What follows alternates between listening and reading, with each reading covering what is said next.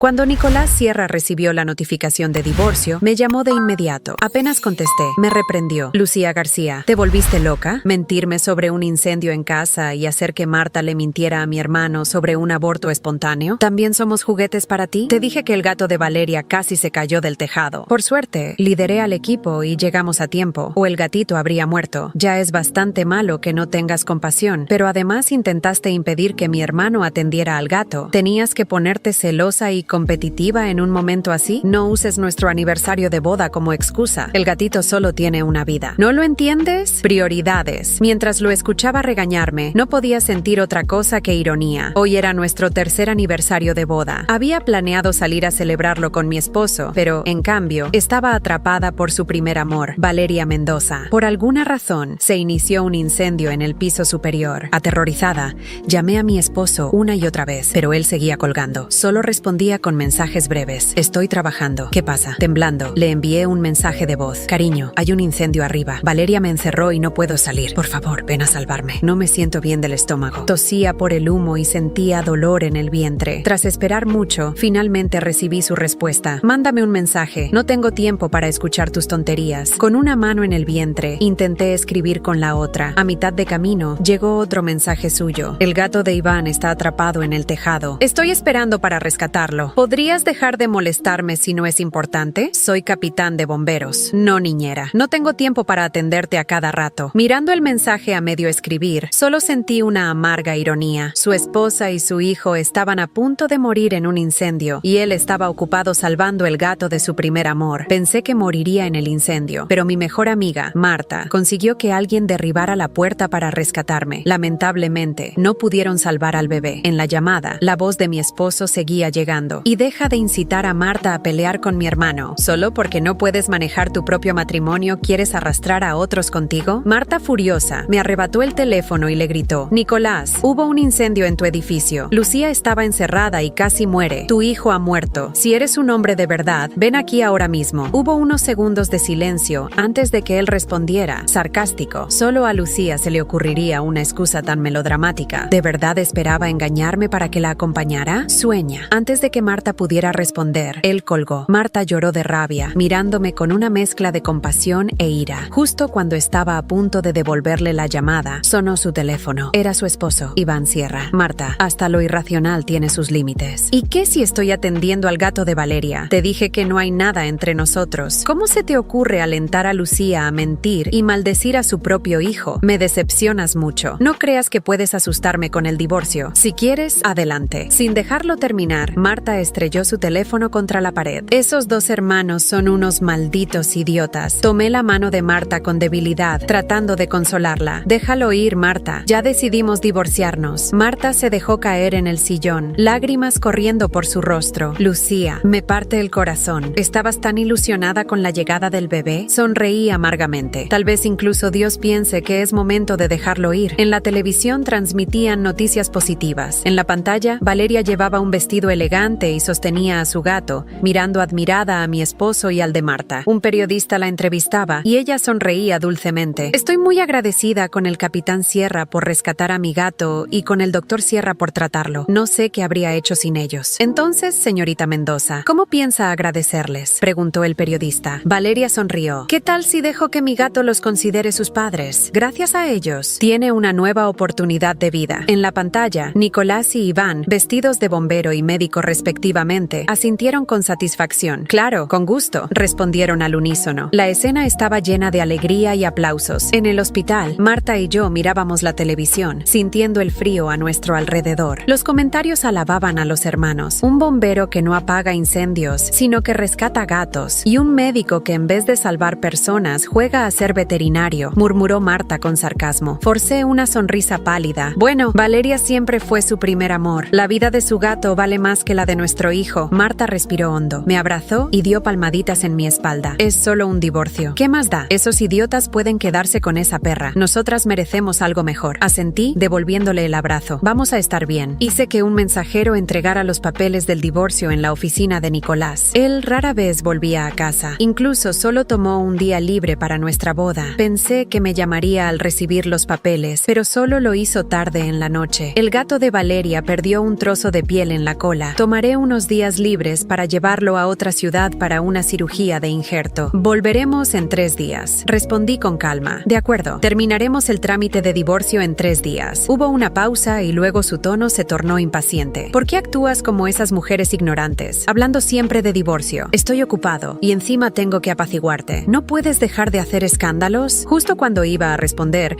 escuché la voz de Valeria al otro lado de la línea. Nicolás, terminé de ducharme. ¿Me pasas la toalla? Miré el reloj. 03:30 am. Nicolás se apresuró a explicar. Lucía, no es lo que piensas. Valeria y yo solo. Lo interrumpí con frialdad. En 3 días, a las 8:00 am, en el registro civil. Marta y Iván también finalizan su divorcio ese día. No llegues tarde. Todos estamos ocupados. Su enojo aumentó. ¿Podrías dejar de comportarte como una niña celosa? Mantuve la calma mientras las lágrimas rodaban por mis mejillas. No llegues tarde. Después del trámite tengo que organizar el funeral de nuestro hijo. El término funeral lo enfureció. ¿Estás maldita? ¿Cómo puedes maldecir así a nuestro hijo? No mereces ser madre. Aprende de Valeria. Ella no puede ni dormir porque su gato perdió un trozo de piel. Me quedé mirando el techo del hospital, inmóvil, sintiendo como cada palabra de Nicolás se clavaba en mi pecho como agujas. No mereces ser madre. Aquella frase seguía resonando en mi mente, una y otra vez, aplastando lo poco que quedaba de mi esperanza. Por un momento, sentí que había muerto junto con mi hijo. No podía llorar más. El agotamiento